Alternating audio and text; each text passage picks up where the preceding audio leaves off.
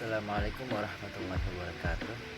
Perkenalkan, nama saya Erlangga Putra Syah Alam dengan NIM 2050 2050 7111 034, mahasiswa Universitas Brawijaya dari Fakultas Ekonomi dan Bisnis, jurusan Ilmu Ekonomi, dan dari program studi Ekonomi Islam. Di sini saya ingin memaparkan hasil karya ilmiah yang bertema penerapan ilmu ekonomi Islam dalam dunia ekonomi. Karya ilmiah ini adalah dari mata kuliah Bahasa Indonesia dengan dibimbing oleh Pak Danang Syaiful Rahman. Atas bimbingannya saya ucapkan terima kasih karena telah membimbing saya sehingga saya dapat menyusun karya ilmiah ini dengan hasil yang sangat baik, yang sesuai dengan tema yang saya berikan dalam karya ilmiah ini. Dalam karya ilmiah ini saya memasukkan 6 unsur di dalamnya. Yang pertama ada abstrak, yang kedua ada pendahuluan, yang ketiga ada tinjauan pustaka, yang keempat ada metode penelitian, yang kelima ada hasil pembahasan, dan yang keenam ada penutupan. Mengapa saya memilih penerapan ilmu ekonomi dalam dunia ekonomi sebagai tema dalam karya ilmiah ini?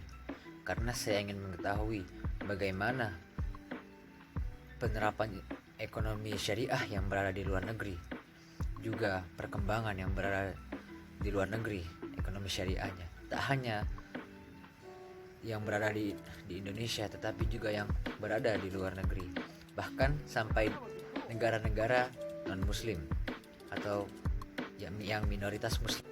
Juga dengan laporan karya ilmiah yang telah dipaparkan ini dapat memberikan wawasan yang lebih luas mengenai penerapan ekonomi syariah di berbagai negara, juga bagaimana perkembangan yang berada di sana. Nah, langsung saja masuk ke dalam karya ilmiah di sini, yang dimulai dari pertama-tama yaitu abstrak, yang dimana ekonomi adalah kegiatan-kegiatan yang dilakukan dalam mengelola sumber daya yang terbatas. Dengan penjelasan tadi, maka memang sangat diperlukan dalam kebutuhan kegiatan perekonomian sehari-hari manusia, karena yang seperti kita ketahui bahwa dalam kebutuhannya manusia memang tidak terbatas. Maka diperlukan pengertian dari ekonomi tadi, yaitu gimana cara mengelola sumber daya yang terbatas. Dan ekonomi Islam atau ekonomi syariah yang memiliki makna tersendiri, yakni kegiatan-kegiatan yang dilakukan berdasarkan ajaran dalam Al-Quran dan Sunnah-Sunnah yang telah diajarkan Rasulullah SAW, terutama dalam bidang perekonomian. Memang dalam kegiatan-kegiatan tersebut itu sama, tapi cara penerapannya dalam sistemnya itu berbeda. Ekonomi Islam tak hanya dipandang bagus di Indonesia, tetapi juga dipandang bagus dalam negara-negara lain, juga dalam negara-negara minoritas muslim atau bahkan dalam negara-negara non-muslim dipandang bagus, karena dengan sistemnya yang dapat memberikan hasil yang lebih baik sehingga dapat mensejahterakan rakyat dengan pemerataannya, karena dengan ajaran-ajaran yang telah diajarkan oleh Rasulullah SAW, yaitu diajarkan tentang apa saja hal yang haram guna untuk menghindarkan hal-hal haram yang masuk ke dalam diri sendiri. Dengan teknologi-teknologi yang semakin maju, juga dengan pemikiran-pemikiran manusia yang semakin maju pula sehingga diterapkannya untuk dapat memajukan zaman. Yang dimana dulu ketika ingin mendapatkan sesuatu pastinya harus bersusah payah untuk mendapatkan hal tersebut, tetapi sekarang segala hal serba praktis, karena di masa sekarang yang dimana dengan seperti tadi yang telah disebutkan, teknologi yang semakin maju yang dapat membantu kegiatan-kegiatan manusia sehingga lebih dipermudahkan dalam kegiatannya. Manusia pastinya akan selalu berkembang dan selalu melakukan perkembangan sehingga dapat membuahkan hasil yang sangat memuaskan. Juga dengan perkembangannya, ekonomi pun terbagi dalam beberapa bagian seperti ekonomi konvensional dan ekonomi syariah. Ekonomi konvensional sendiri ada yaitu memiliki tujuan untuk dapat bergerak lebih bebas dalam ke arah berpasar dan perdagangan di era globalisasi, juga memiliki tujuan untuk menghilangkan kebijakan proteksionisme yang berada pada suatu negara. Berdasarkan data Global Religious Future, penduduk Indonesia yang beragama Islam pada 2010 mencapai 200 juta jiwa, atau jika disebut dalam persenan adalah 87% dari total populasi yang ada di Indonesia. Pada tahun 2020, diperkirakan penduduk yang beragama Islam dapat mencapai pada angka 220 juta jiwa dari populasi. Dengan dipaparkannya salah satu data dari negara Indonesia, maka penerapan ekonomi syariah yang dapat diterapkan di negara Indonesia dan diharapkan kepada pemerintah agar dapat mengembangkan penerapan ekonomi syariah agar tak hanya dapat digunakan oleh penduduk muslim tapi juga dapat digunakan oleh penduduk-penduduk non-muslim, juga agar negara lain pun dapat menggunakan sistem perekonomian syariah. Seperti yang telah dijelaskan tadi, adalah tujuan dari pembuatan karya ilmiah ini untuk mencari tahu secara lebih jauh penerapan dan perkembangan ekonomi syariah yang ada di dunia. Juga manfaat yang diperoleh dari pembuatan karya ilmiah ini adalah agar masyarakat dapat bertindak dengan lebih bijak, dengan tidak bertindak tidak sesuai dengan apa yang telah dilarang oleh Allah, dan seperti dalam pencatatan keuangan dicatat sesuai dengan apa yang telah diajarkan dalam Al-Quran, hadis, dan sunnah-sunnah, juga dengan kegiatan-kegiatan lainnya. Lanjut ke bagian ketiga, yaitu kajian pustaka, di mana di dalamnya terdapat pengertian ekonomi secara lebih mendalam. Pengertian ekonomi secara lebih mendalam yaitu ekonomi yang berasal dari bahasa Yunani, yaitu oikos yang berarti rumah tangga, dan nomos yang berarti aturan. Jika digabungkan kata-kata tersebut, maka dapatlah hasil dari kata-kata tersebut, yaitu aturan dalam berumah tangga. Juga dengan ekonomi Islam atau ekonomi syariah yang memiliki pengertian secara lebih mendalam, yaitu ilmu sosial yang mempelajari ilmu ekonomi yang berdasarkan nilai-nilai Islam. Syariah yang memiliki banyak makna, dari nahaja yang berarti menempuh, yang kedua audoha yang berarti menjelaskan, dan bayyana al-masalik yang berarti menunjukkan jalan. Maka dapat diartikan kata syariah dari banyaknya makna-makna tadi digabung adalah hal yang harus dilakukan, hal yang harus ditempuh. Islam juga memberitahu bahwa uang hanyalah sebagai alat tukar dan tidak memperdagangkan barang atau jasa yang tidak jelas bersumber dari mana, atau bisa disebut dengan gharar. Juga tentang riba yang dimana harus membayar melebihi kesepakatan awal karena tidak dapat membayar sesuai pada waktu yang ditentukan. Dan Allah juga telah memberitahu di dalam Al-Quran pada surat Al-Baqarah ayat 278 sampai dengan ayat 279. Di situ Allah menegaskan bahwa riba adalah haram. Lanjut ke bagian 4, yaitu metode penelitian.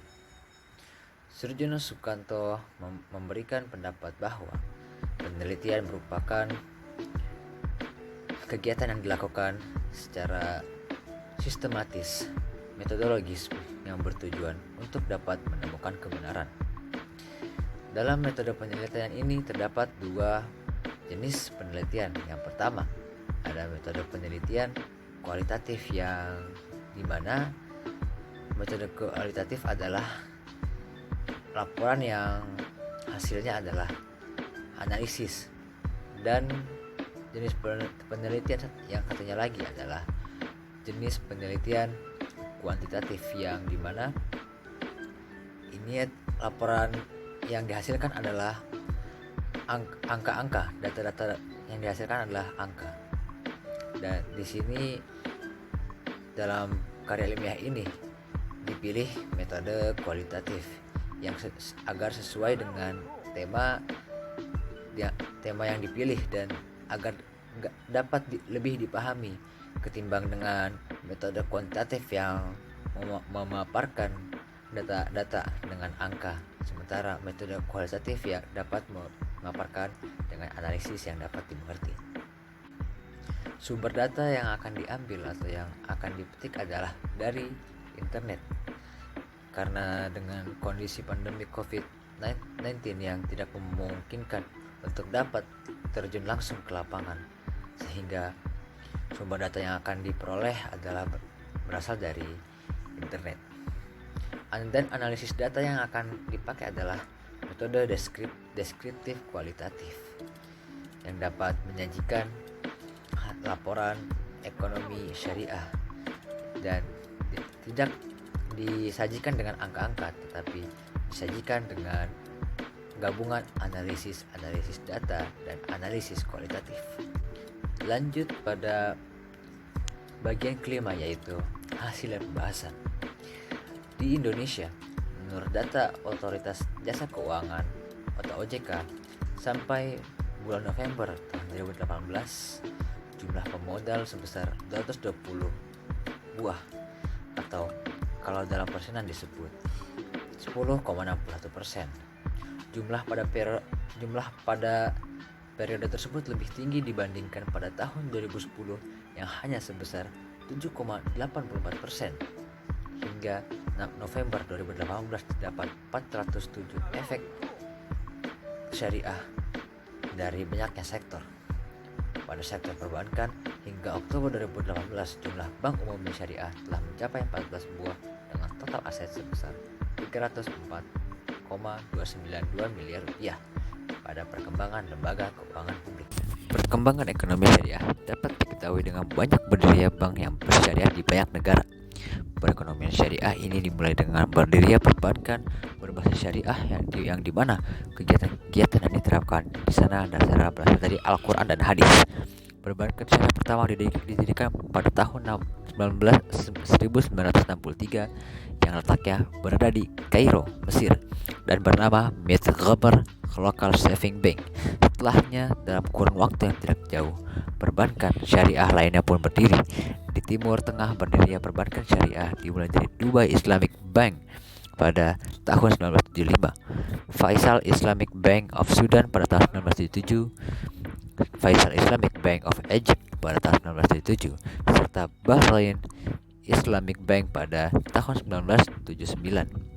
Disusul dengan berdirinya perbankan syariah di Asia Pasifik, yaitu di negara Filipina dengan nama Philippine Amanah Bank pada tahun 1973 berdasarkan dekret presiden. Juga disusul dengan berdirinya perbankan syariah di Malaysia yang bernama Muslim Pilgrims Saving Corporation yang bertujuan untuk kepada masyarakat yang ingin menabung agar dapat menunaikan ibadah haji. Juga pada penerapan ekonomi syariah di dunia, salah satunya di Jerman yang dimulai pada tanggal 9 Februari tahun 2013 yang pada saat itu diadakan konferensi prima proses perhimpunan intelektual muslim yang membahas tentang ekonomi secara global dan menjadi tempat untuk solusi dari krisis ekonomi global. Ada juga solusi lainnya agar masyarakat Jerman dapat menggunakannya pada sektor real dan tidak terlalu bersandar kepada sistem riba yang ada pada saat itu. Dengan ekonomi syariah, maka pemerataan kekayaan pun dapat terjadi dan masyarakat pun bisa sejahtera. Juga salah satunya berada di Amerika Serikat, yang dimana penerapan ekonomi syariah di sana terhambat karena ketakutan orang pemerintah akan berkembangnya Islam di sana, karena mereka ingin menguasai pada bidang ekonomi, politik, dan segala hal.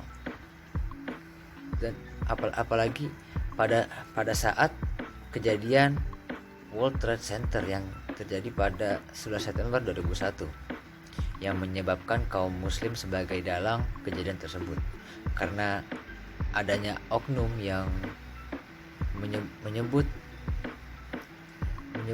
mengatasnamakan umat Islam sebagai teroris pada saat itu. Maka penerapan ekonomi syariah ya di sana itu negatif. Tetapi dapat diambil hikmah bahwa agama Islam itu agama damai dan mengajarkan kedamaian, dan Amerika mempunyai harapan baru untuk mengembangkan ekonomi syariah secara lebih luas. Lalu lanjut pada kebagian ke-6, yaitu penutupan. Ekonomi Islam yang telah berdiri sejak zaman Rasulullah SAW masih hidup, sehingga sekarang ekonomi syariah yang digunakan oleh orang-orang muslim dan orang-orang non-muslim, mereka mempercayai bahwa dengan menggunakan sistem ekonomi syariah ini dapat memberikan mereka hasil yang baik. Juga sampai dengan perkembangan sekarang, lembaga-lembaga pun berdiri dengan menggunakan sistem ekonomi syariah, terutama dalam perbankan.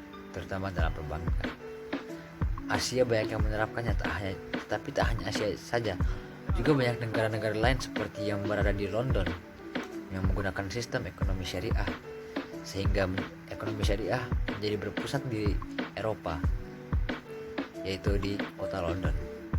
Dan sampailah kepada bagian akhir, yaitu di bagian ke-7, yaitu daftar pustaka, yang dimana isinya adalah sumber-sumber data-data dan analisis yang saya dapatkan dari internet. Sekian penjelasan tentang karya ilmiah saya, dari abstrak sampai dengan daftar pustaka. Wassalamualaikum warahmatullahi wabarakatuh.